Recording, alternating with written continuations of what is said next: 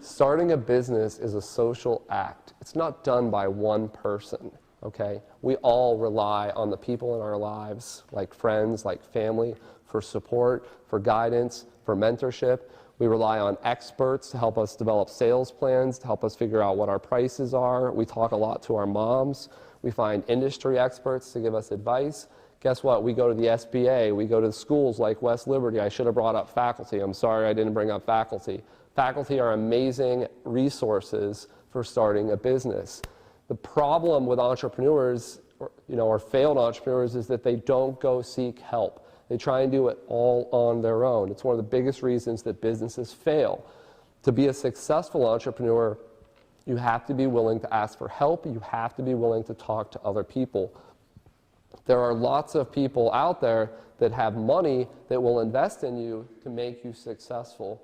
If you think that you can't raise $100,000, $25 million, or a couple $100,000 to start a company, you're wrong.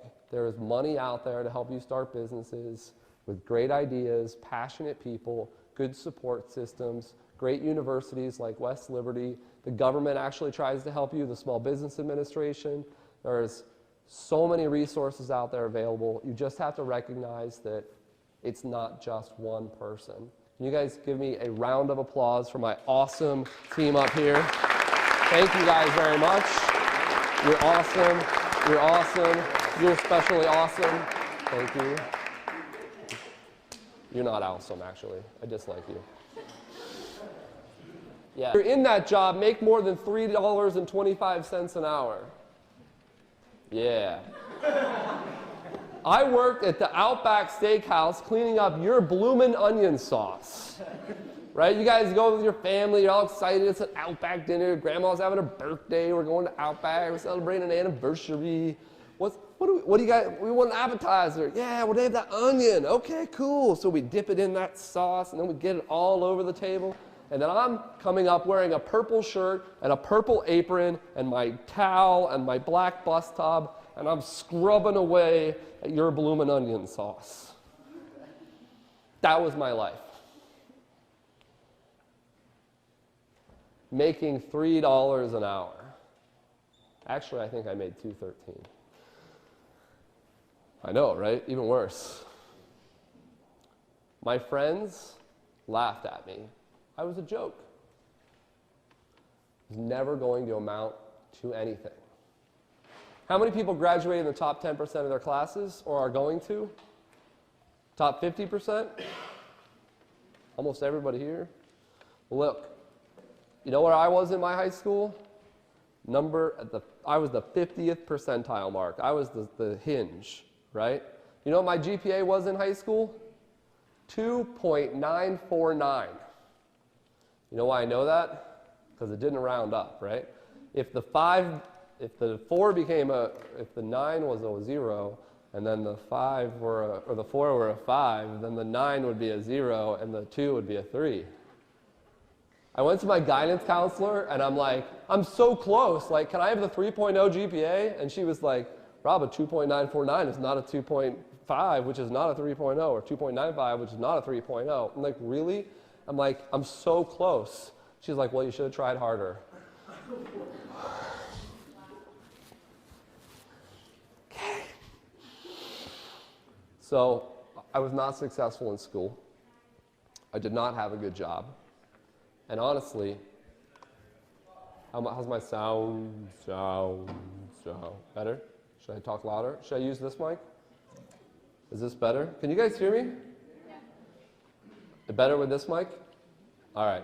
So here's the thing, right? Basically, nobody likes me. If I had a dog at that time, he probably wouldn't have. He would have left. And I come from a big family. 6 kids in my family. My father served in the military. My mom raised 6 kids, which kept her pretty busy. So I was number 4. And my dad created this rule, because we had like 3 bedrooms and 1 bathroom in my house. So my dad was like, when you turn 18, you leave. That was the rule. So my oldest brother, he joined the Navy.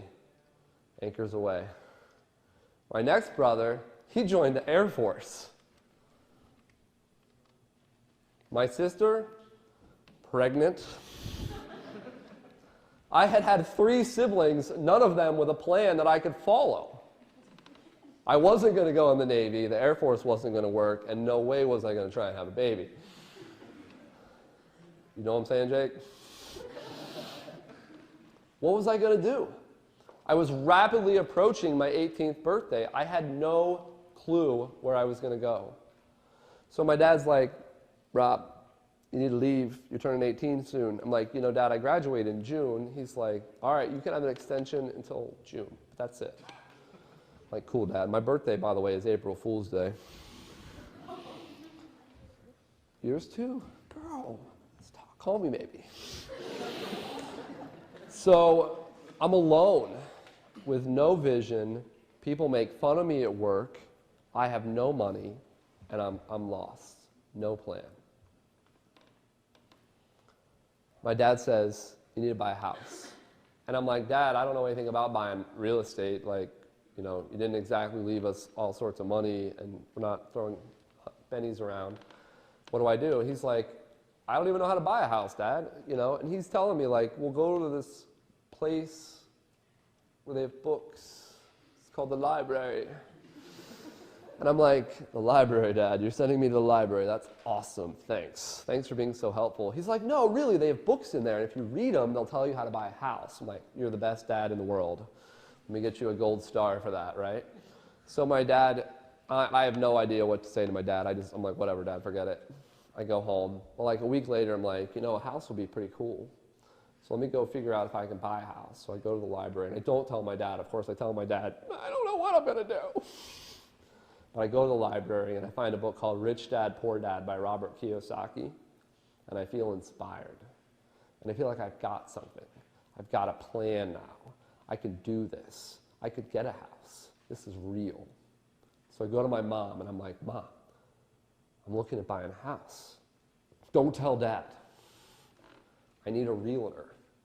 That's the first step to finding a house. And my mom is like, Rob, do you know where the phone book is? And I'm like, yeah. And she's like, if you open it up, there's realtors in there, and you can call one of the phone numbers, and they'll show you houses. And I'm like, have you been talking to Dad? Like, this is awesome, thanks. So I literally went to the Yellow Pages, and I flipped through, and I'm looking at all. Have you guys ever looked at realtors in the Yellow Pages? It's all glamour shots, right? It's everybody got their hair done. It's like their best day, they all look great. I wanted the ugliest guy in the Yellow Pages because I knew he would work harder than anybody else, right? Because nobody calls the guy with the ugly picture, he's getting ignored. He paid all that money and nobody's calling him, So I'm like, I'm going to call that guy because he's going to work really hard for me. And he did. And I found a $35,000 duplex. And I got financing through the government. Because I had been a busboy cleaning up Bloomin' Onion sauce for 2 years, I got approved for a loan. I didn't have to make a down payment on it. Boom. I lived in half of the duplex. I rented out the other half. Well, I started fixing up the property. I started painting it. I started making it nice. The next thing I know, 2 years later, the property is now worth $55,000. So I actually bought a trailer for $1,000. Went and lived in a trailer, paid like $100 pad rent, and rented my apartment for $450 a month. So now my mortgage payment, which is what it cost to borrow the money, was like $200, $300, and I was bringing in $900 of income. So I was collecting rent, making $600 a month, doing nothing. Thank you, Rich Dad, Poor Dad by Robert Kiyosaki. How many of you guys wrote that down? Rich Dad, Poor Dad by Robert Kiyosaki? Rich Dad, Poor Dad by Robert Kiyosaki. I'm just saying that worked pretty well for me. So I had this value. I had what's called equity. The house was worth more than the loan I had on it. So then I went to my banker, not unlike Jake. Thank you, Jake. And I borrowed $30,000 on the duplex that I already owned, and I used that to buy a 7-unit apartment building, and then a single-family home, and then a fourplex, and then a duplex, and now I own millions of dollars worth of real estate.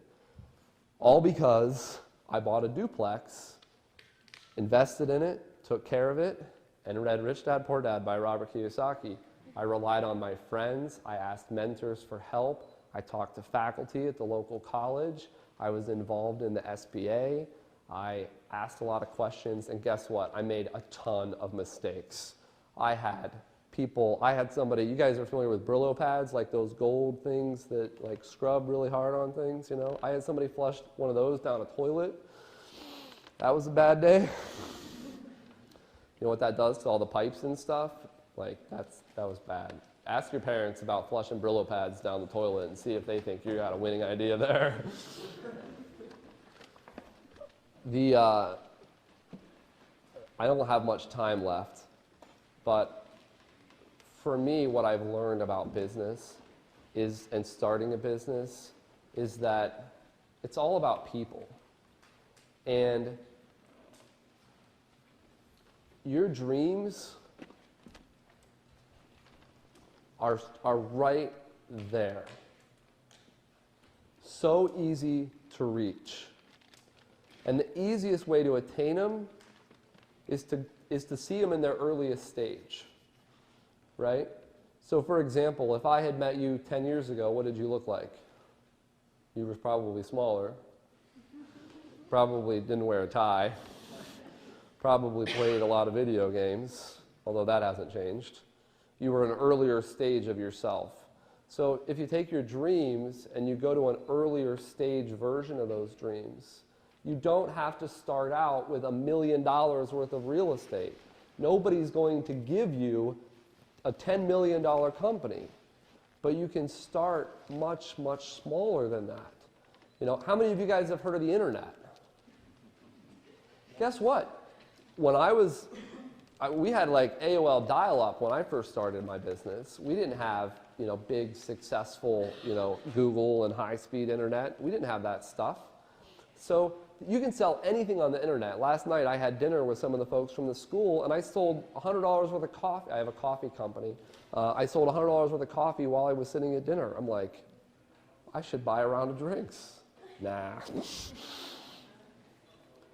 Starting a business is a social act. Am I done? Am I over? Sweet, I have more time. I love working with adults with special needs. How many people have ever done anything with, have you guys ever worked or volunteered with adults with special needs? They're the coolest people on this earth because they do two things, right? They live like nobody's watching. They don't care what anybody else thinks about the way they look because people have been laughing at them their entire lives, right? Like, how many times do you see a handicapped person and laugh or point? They grow up their entire lives with that. So they're at a point where they no longer care. It no longer affects their psyche what you think of them. In fact, they think that something is wrong with you because you're laughing. Like, how good do you have to feel? Like, how does that make you feel about yourself to have to laugh at a handicapped person? Like, are you cool? So they literally live like nobody's watching. The second thing is that they judge you by the content of your character, right? They don't care how old you are. They don't care how good looking you are. They don't care how much money you have. They don't care what your skin color is, what your sexual orientation is. They don't care whether you're a man or woman. They don't care what your religious beliefs are. All they care about is how you treat them. If you're a good friend, if you interact with them, and you treat them with respect and kindness and love, they will treat you with respect, kindness, and love. So I am blessed to work with adults with special needs. Now my company's, because I do such a good job working with adults with special needs, because I love them, now I'm working with boomers and seniors and veterans, and because I did a really good job taking care of them in their homes, now people are like, take care of them in centers, and now come to our homes and send us nurses and provide us medical equipment and give us prescription medications and, you know, do all these other things because you've done these things really well. And I'm like, whoa, we got to make sure we do this in the right time. I'm just going to start with an earlier stage version of my dreams and turn that into my business and then let it grow and give it opportunities to develop. Work with amazing people, find awesome people like faculty who will always help you, listen to you, give you great advice. You've got really good faculty here. You know how you know that you have really good faculty here? You know how you know that you have a great school? We're here. We're talking about entrepreneurship. They want to help you start companies. If you have a dream to start your own business and you've seen me do it today, you can do it. And there are people who are here to help. Can I get a mm-hmm from the faculty? Mm-hmm. Okay. Can I get a round of applause from the students for the faculty?